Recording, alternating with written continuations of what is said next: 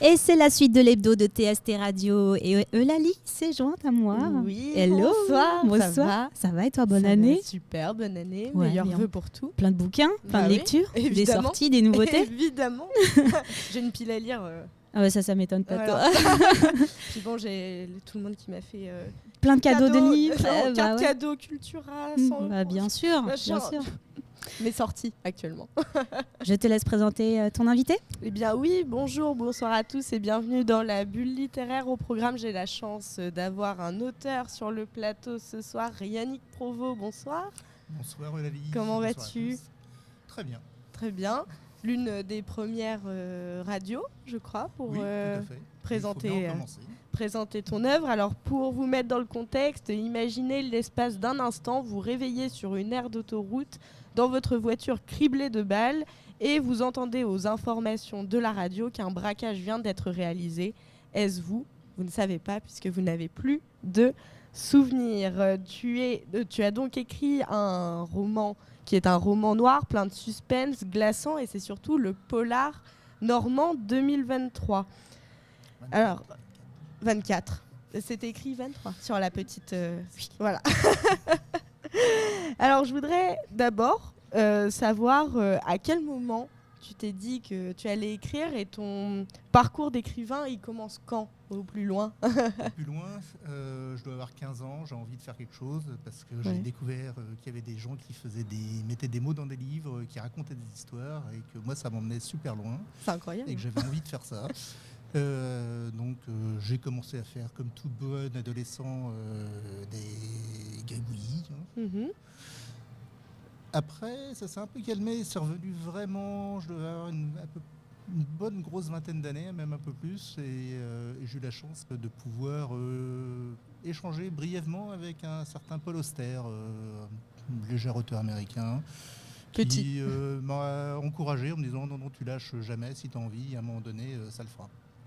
Et ça s'est fait ? Et ça s'est fait. J'ai mis ça de côté pour avoir une autre vie professionnelle pendant un certain nombre d'années. Et il y a 4 ans maintenant, est sorti mon premier, Tu joues, tu meurs. Et depuis, c'est une addiction. Donc il ne se passe pas une journée sans écrire et sans essayer de vous trouver des histoires que je n'ai jamais lues.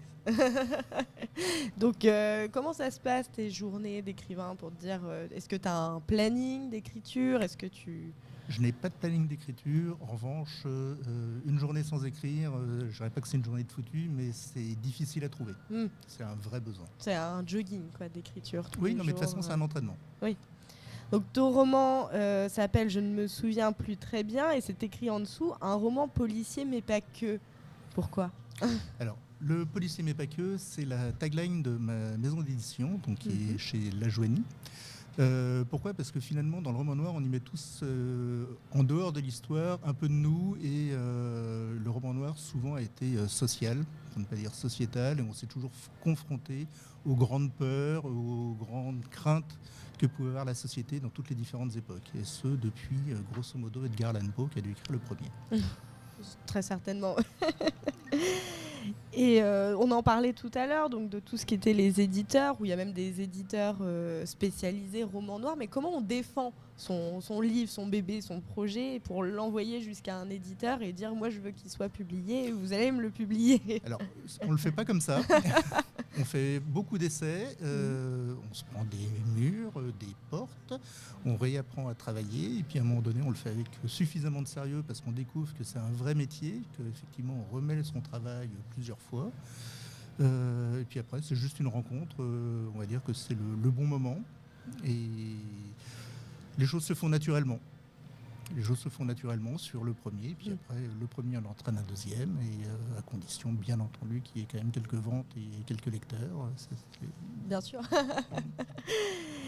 Donc ce roman est un roman, comme je disais, plein de suspense, un roman noir donc qui trifouille un petit peu les tripes, qu'on n'a pas forcément envie d'imaginer. Mais comment ça t'est venu cette histoire-là ? C'est une histoire vraie, d'un cauchemar. Un matin, tu t'es réveillé comme ça, tu t'es dit, c'est une super histoire, faut que je l'écrive.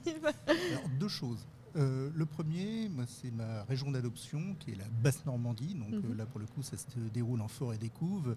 Et c'est un lieu qui m'a adopté maintenant il y a plus de 20 ans. Donc j'avais quand même envie de poser une histoire dans ce lieu-là, parce que la campagne, c'est pas toujours que des petites fleurs bleues et puis des Parisiens qui viennent s'installer le week-end. Il y a aussi de la souffrance, il y a aussi de la dureté.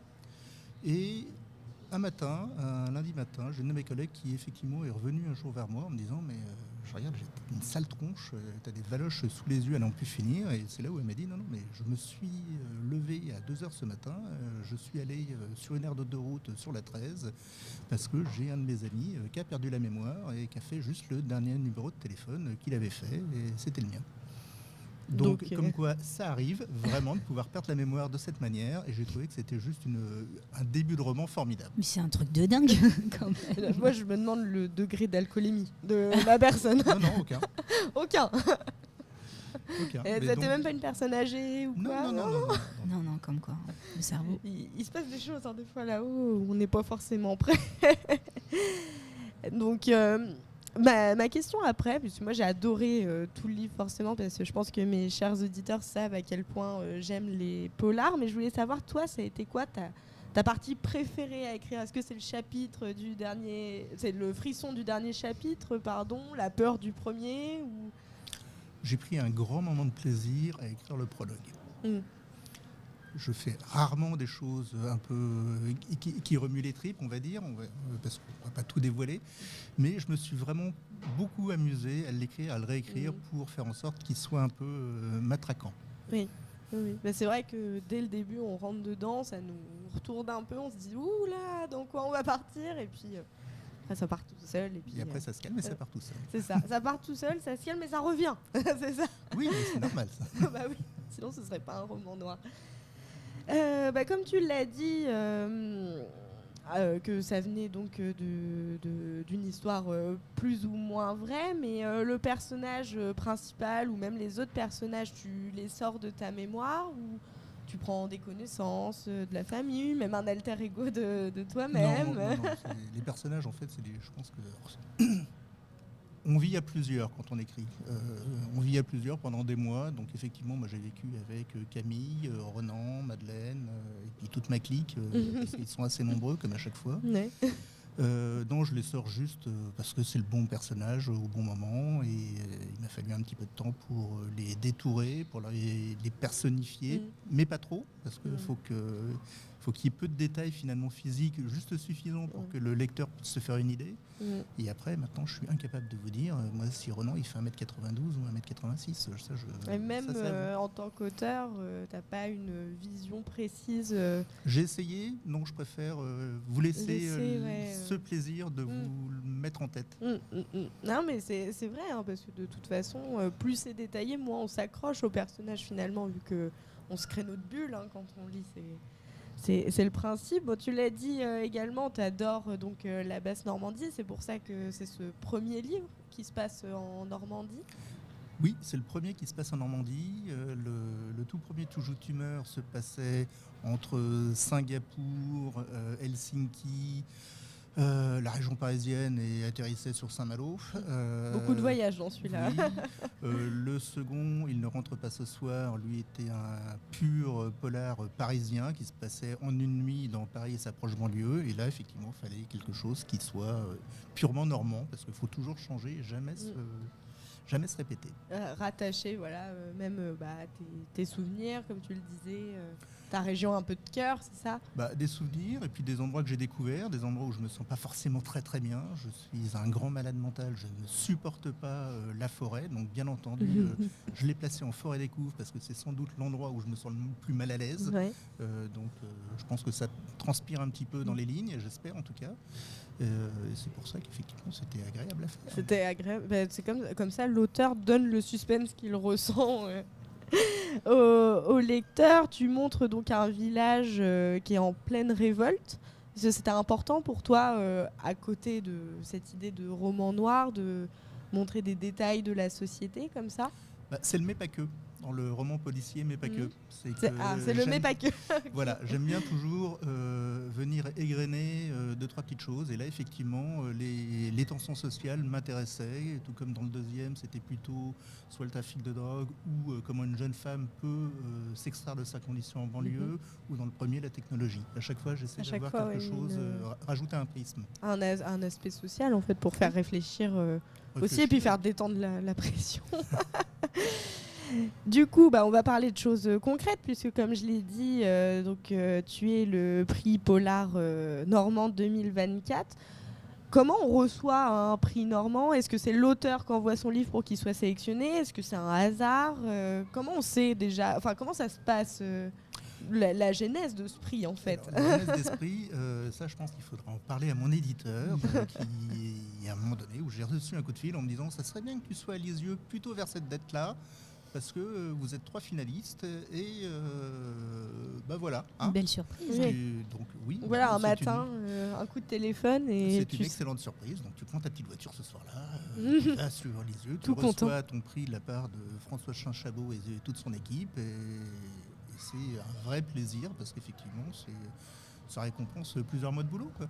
C'est ça, c'est une concrétisation même du travail d'avant, des autres livres. Ça nous donne quand même... comment dire, une concrétisation. J'ai pas d'autres mots là qui me viennent. C'est presque une légitimité, mais c'est ça. Donc forcément, quand on gagne, on est super content.